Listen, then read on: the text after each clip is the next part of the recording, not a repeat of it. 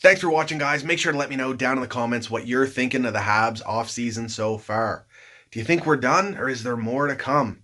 Do you like what we've done? How do you think this team will play next year? What about lineups?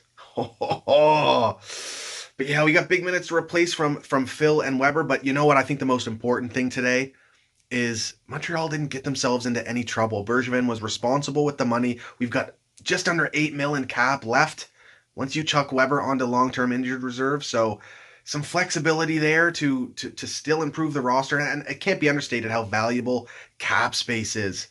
And you know what? The contracts Montreal gave out, I think they're going to get good value of. There was a lot of money thrown around today, and I think we could all point our fingers at some contracts we know won't age well. I don't think Montreal got into any trouble like that, but make sure to let me know down in the comment, guys. Here I'm just going to discuss quickly the Canadiens moving forward as well as the Atlantic Division.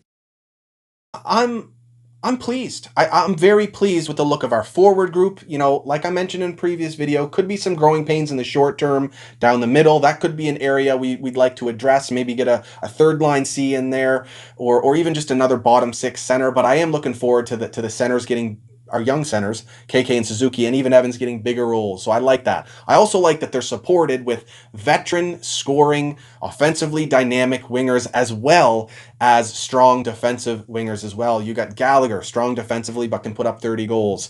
You have Toffoli, strong defensively, but he can put up 25 to 30. Then you have Anderson. He's capable of 25 to 30. You got Armia, who's capable of anywhere from 15 to 20. I mean, Hoffman, obviously, he is capable of at least 25, likely 30.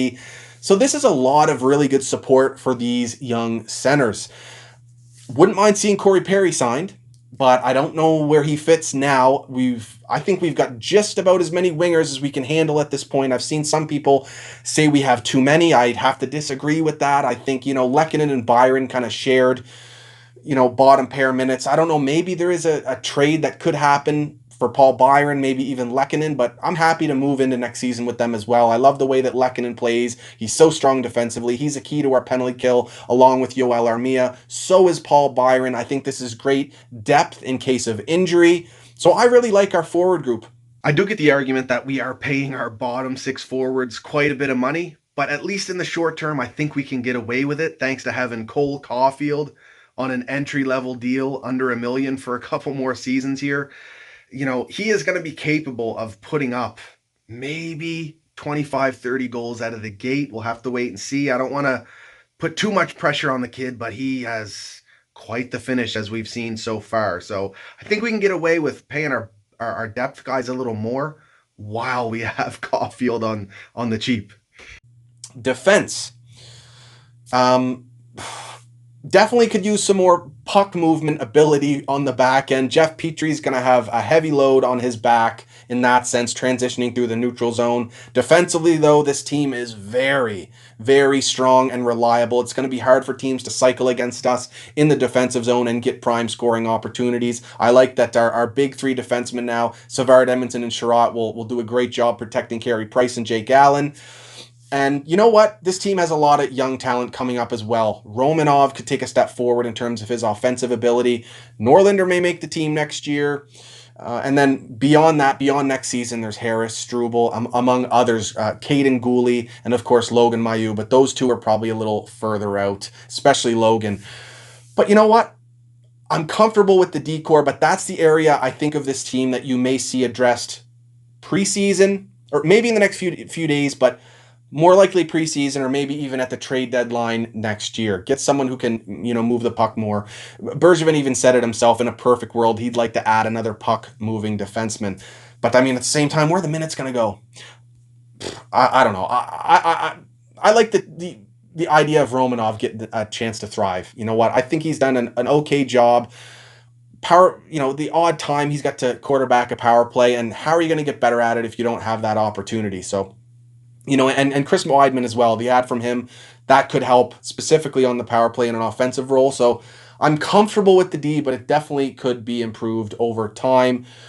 Whether they do that through trade or a signing, or they just wait for the prospects to step into their roles eventually. Let me know what you guys think about that. Now in goal, very comfortable with what our team looks like. Very, very comfortable in net with Carey Price and Jake Allen, specifically having, a strong backup like Allen who can not only support Carey Price, but step in and be a starter if he needs to. So I love our goaltending situation. Very thankful we were able to keep Allen and not lose him to the expansion draft. That is fantastic. Now, I see a lot of people saying the Habs aren't making the playoffs next year, and they're saying it with confidence. I don't know how anyone could say that with confidence. The Atlantic Division, the whole league has been shooken up completely, but specifically the Atlantic Division, you have a lot of moving parts. Tampa Bay, their roster is going to take a step back. They're still going to be incredible, but they will take a step back. They had pieces down in their bottom pair lines and bottom pair D that are top four and middle six, top six even on a lot of other teams, but they'll come down a little bit here despite still being very good. Then you have Boston shaken up quite a bit. Their decor looks completely different. Their goaltending situation looks very different now. You've got Allmark there as well as Swayman. So not proven, but we'll have to see how it pans out. They still have a very strong forward group, but I kind of see Boston maybe even taking a step back, but they're a team that always manages to play well somehow.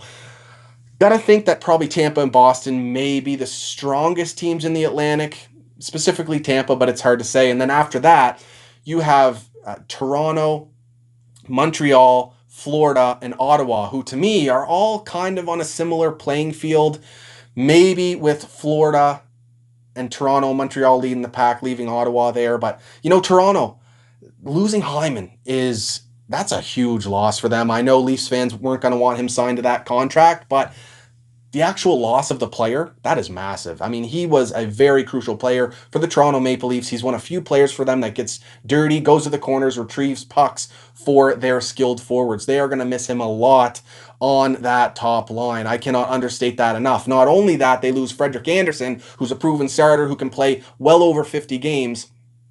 And despite the Leafs not being a very good defensive team, he can still make the saves. I know he had a rough year last season, but it doesn't take away what he did for the Leafs prior to that, carrying them during a lot of games.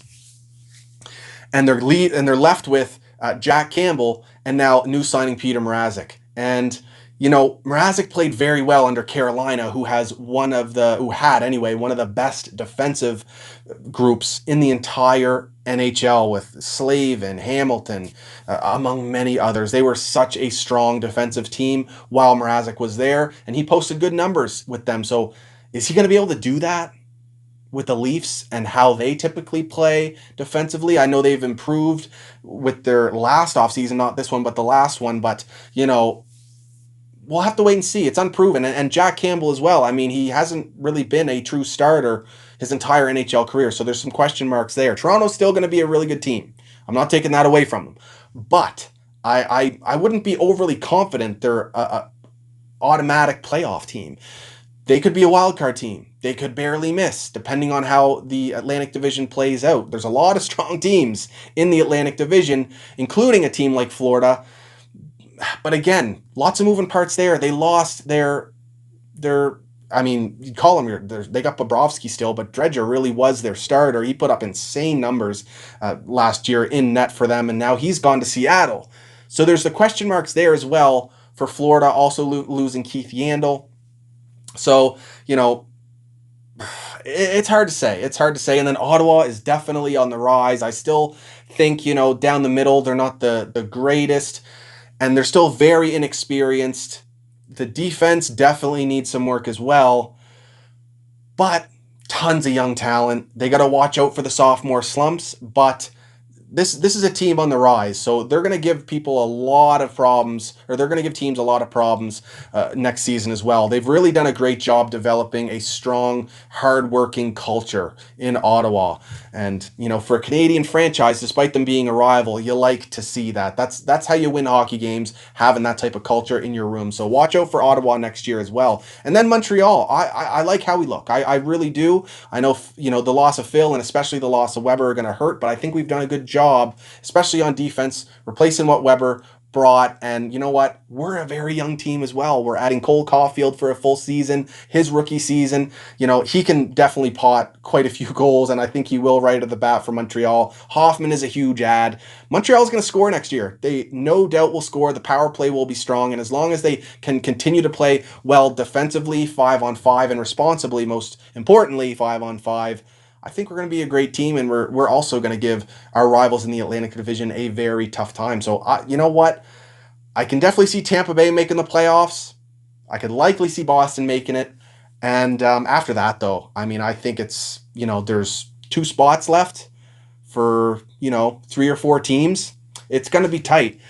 But that's what it's all about. And I absolutely love playing in our division. I can't wait to get back to the typical alignment, start facing Boston again, start seeing, Tampa Bay a lot more often, and of course, continue this rivalry with the Leafs as well. And Montreal and Florida don't quite like each other too much either, and of course, we're definitely not big fans of the Senators. So I cannot wait to get back to this Atlantic Division, get things back to normal here. But guys, let me know what you think about Montreal's free agency day here, what they did, what they, how they improved their team. Do you think they improved their team? How do you think they'll do next season against the teams in the Atlantic are all our typical rivals? Love to hear from you. And of course, if you like these videos, hit that like and subscribe button and check out all the content I have breaking down the Savard signing, Hoffman signing, Paquette and Wideman signings. There's a ton there for you guys to check out. I appreciate you all, and I'll talk to you soon. Go Habs, go baby.